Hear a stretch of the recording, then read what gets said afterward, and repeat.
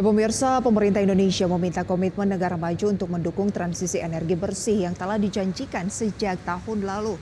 Dalam pertemuan G20 India, Menteri Luar Negeri menyebut Presiden Jokowi meminta negara maju tidak hanya menebar retorika dalam upaya mengatasi perubahan iklim.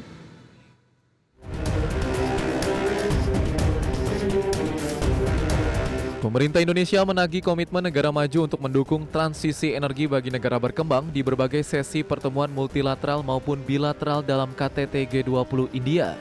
Presiden Jokowi menilai komitmen negara maju saat ini masih sebatas retorika, mengingat janji uluran bantuan dana dalam upaya mengurangi energi fosil masih belum terlaksana. Padahal kepastian pendanaan dari negara-negara maju yang telah diungkapkan sejak tahun lalu dibutuhkan oleh banyak negara berkembang seperti Indonesia untuk dapat melaksanakan komitmen pensiun dini pembangkit listrik batubara dalam negeri. Namun Menteri Luar Negeri Retno Marsudi menyebut bahwa Presiden Jokowi menganggap komitmen pendanaan negara maju masih sebatas retorika semata. Apalagi terdapat komitmen pendanaan climate sebesar 100 miliar dolar per tahun yang telah menginisiasi G20 Bali Global Blended Finance Alliance tahun lalu.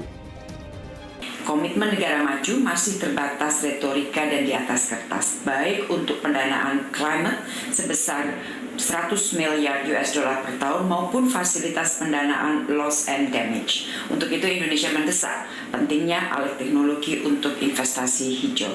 Yang kedua mengenai pentingnya pendanaan inovatif. Bapak Presiden mengatakan sinergi pemerintah dan swasta akan menjadi game changer seperti G20 Bali Global Blended Finance Alliance. Just Energy Transition Partnership juga harus diperluas dan diperbesar.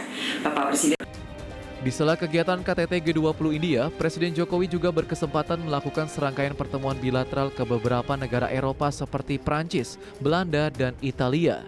Salah satu isi pertemuan tersebut adalah menagih janji negara maju dalam pendanaan transisi energi bersih seperti Just Energy Transition Program atau JETP senilai 20 miliar dolar atau setara 300-an triliun. Dari Jakarta, Raharjo Patmo, IDX Channel.